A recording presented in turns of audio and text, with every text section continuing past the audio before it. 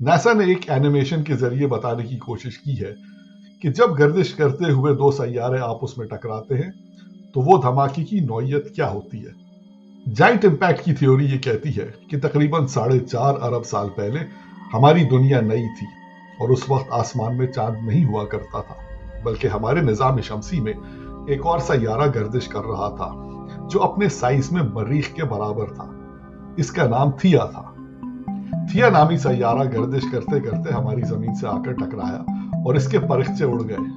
थिया के टुकड़ों ने टूटी हालत में आसमान में गर्दिश करना शुरू किया, मगर हमारी जमीन की ग्रेविटी ने उन्हें अपनी तरफ खींच लिया। थिया का सिर्फ एक टुकड़ा आसमान में रह गया और उसने हमारी जमीन के गिर्द घूमना शुरू कर दिया।